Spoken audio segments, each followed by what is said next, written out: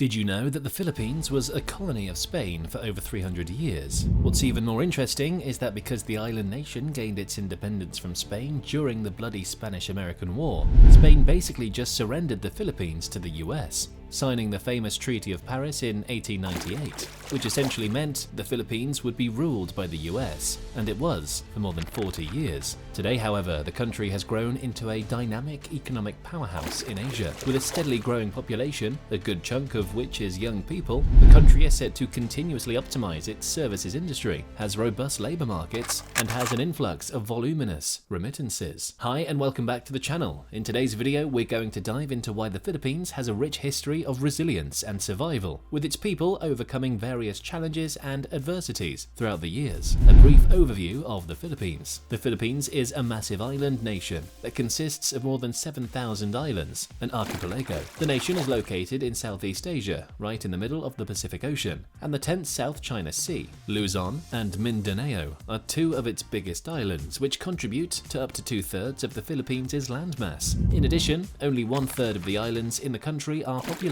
Going back to its colonial roots, the Philippines was made part of the Spanish Empire upon the arrival of Ferdinand Magellan in 1521. The name of the country was essentially coined in the name of Philip II, who was the King of Spain in the 16th century. After over 300 years of Spanish reign, the Philippines was given to the US during the war in 1898. However, the country wasn't fully independent as of yet, because it was ruled by the US for 44 years. In actuality, the Philippines gained its independence and became completely self-governing in 1935. However, its independence was marred by delays. The primary reason for this delay in independence is twofold. World War II was in full swing at the time, followed by the ruthless invasion of the Japanese army during this time. Eventually, the US army was able to push back and dominate the Japanese forces, liberating the Filipino islands in 1944 and 1945. The Philippines became authentically independent. Historical context. The Philippines in pre-colonial times comprised a vibrant and culturally diverse population, riddled with a slew of different indigenous traditions and ways of life. The country boasted a variety of ethnic communities, and each tribe had its own language. Collectively at the time, there were over 170 different languages that were spoken. In addition, the island nation heavily depended on agricultural trade. The indigenous tribes were able to harvest a variety of crops, ranging from rice and taro to millet and other root crops. The communities were constantly engaged in trade with other tribes scattered on different islands, including other nations, throughout Southeast Asia. The trades mainly consisted of things such as spices, woods, precious metals, gold, and much more. The Spanish colonization and its impact on Filipino society. One of the most important and harrowing effects of the Spanish colonization was the inclusion and spread of Christianity, more specifically Roman Catholicism. Scores of Spanish missionaries were tasked to venture across inhabited islands, inviting and converting the local populace to the Christian faith. The missionary group mainly included different groups of religious orders, such as the Jesuits, Franciscans, and Augustinians. Moreover, the colonial regime also familiarized the locals with their hacienda and encomienda political structure, which eventually compelled the indigenous people to relinquish their lands to the Spanish elite, which caused wide-scale land dispossession across the Philippines. In addition, forced labor and slavery were also common at the time. The local people were also forced to pay tribute to the nobles and were heavily taxed. They were given no other employment opportunities other than to work on Spanish-controlled and owned lands. The struggles and resistance during the Philippine Revolution. Being under Spanish rule for more than 300 years, the Filipinos were widely subjected to unimaginable acts of inequality and discriminatory behavior. This is what eventually led to the Philippine Revolution, which commenced in 1896. The revolutionaries and freedom fighters founded the Katipunan, which was an organization that focused on secret warfare, assassination, and armed militancy, all to overthrow the tyrannical Spanish regime and end colonial rule. However, the revolution was marred with a host of issues, such as internal disputes within the revolutionary leadership, more specifically between Emilio Aguinaldo and Andres Bonifacio, both of whom had to contend with various degrees of power struggles, causing further division amongst their fellow men and other freedom fighters. But perhaps the most serious blow to the revolution came in the form of José Rizal's execution by the Spanish forces. Rizal was a national hero, and his death further exacerbated national sentiments and further attracted support for the war. World War II and Japanese occupation. The Japanese invasion of the Philippines came at a time when the country was ruled by the US towards the end of 1941. Japan organized large-scale air raids on the Philippines just after a few hours of attacking Pearl Harbor, destroying US airfields and military encampments. Both the US and Filipino forces were completely caught off guard. In December 1941, the Japanese army invaded Luzon Island and formed a beachhead and central command, carrying numerous other attacks from their base of operations. After several months of brutal attacks and fighting across Bataan, the Japanese army was able to fortify its position due to sheer numbers, and in 1942, they were able to conquer Bataan. This phase of the war is known to be one of the most horrifying chapters in Philippine history. Several thousands of Filipino and US soldiers were captured and detained and subjected to the heinous Bataan Death March, where many prisoners of war lost their lives due to starvation, exhaustion, and fatigue, extrajudicial executions, and disease. The hardships faced by Filipinos during the occupation. The Japanese military was infamous for implementing oppressive and brutal strategies to maintain control and subjugate the Filipinos,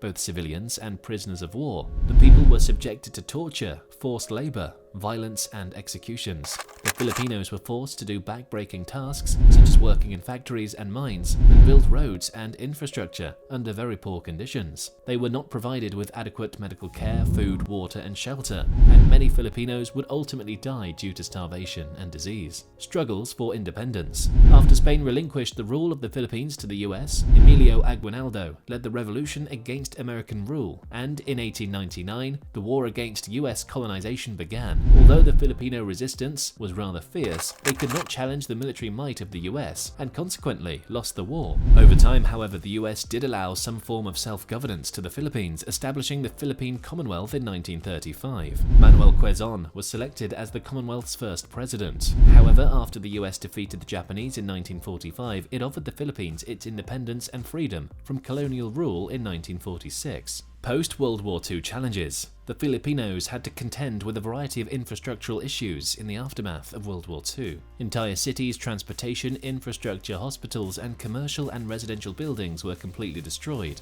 The country had to undertake massive reconstruction and developmental issues, and it took years for them to rebuild. Moreover, the war also devastated the country's economy, leading to mass unemployment, food shortages, hyperinflation, and a dead agricultural sector. In addition, the war also led to an influx of social disruption and disharmony amongst the people. A lot of Filipinos became homeless, with thousands displaced and entire families separated. It was a truly dark time for the country. The Hukbalahap insurgency and its impact on Filipino society. The Filipino resistance against the Japanese invasion during World War II led to the creation of the Hukbalahap Bayan Laban Hapon, which translates to the People's Army against the Japanese. It was a largely concentrated guerrilla movement against Japanese forces which quickly gained momentum, support, and popularity throughout the Philippines. After playing a key role in liberating the island country from the clutches of the Japanese, the Hukbalahap branched out, or rather diversified, into a more multifaceted group, pushing for social and economic reforms and to combat widespread poverty and inequality. It's also important to know that this movement had an impact on the Filipino society. For instance, the resistance enhanced the deep-rooted complications of local land reforms, social injustices, which led to the realization of the agrarian reforms. In addition, the resulting conflict caused the displacement of the local population,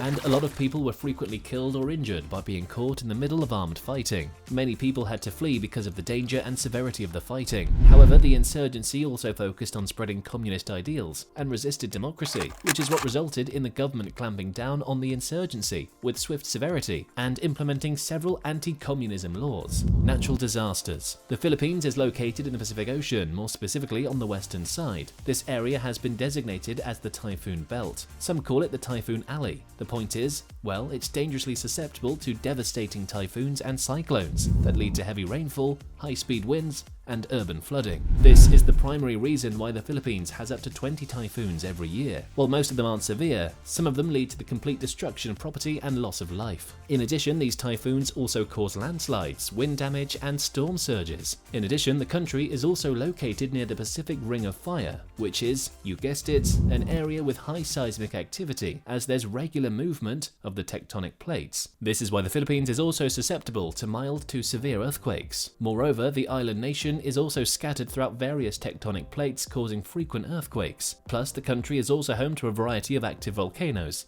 with two of them being the most dangerous, Mount Mayon, and Mount Pinatubo. In total, the Philippines has 20 active volcanoes. The resilience of Filipinos in the face of these natural disasters. While living under the constant threat of natural disasters, it's absolutely motivating to know how resilient, brave, and enduring the Filipino people are. Despite rampant poverty, unemployment, and a constant struggle to attain some semblance of quality of life, in the face of attrition and devastation caused by earthquakes, volcanic eruptions, or typhoons, the Filipinos never fail to come together as a cohesive society, helping one another to rebuild. Everybody comes out to help their neighbors evacuate. They share their belongings and food, take care of each other, and provide shelter and clothing.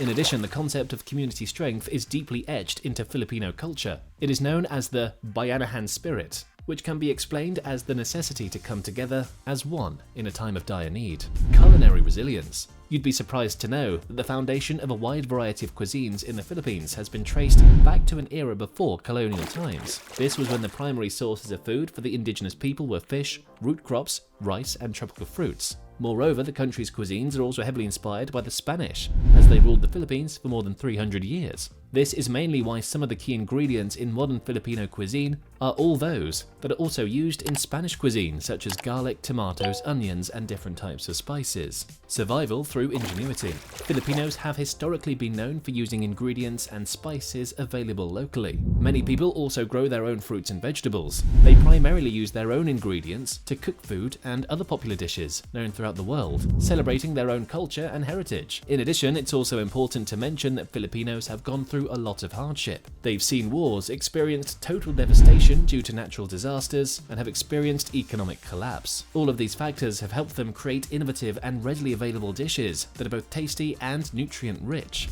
A good example can be adobo. It is a versatile dish that can be made with different types of proteins: pork, chicken, fish, beef. Not a lot of ingredients are required to make this dish. The meat is marinated in soy sauce or vinegar, and a few spices are added to it. In all, a delicious and nourishing dish.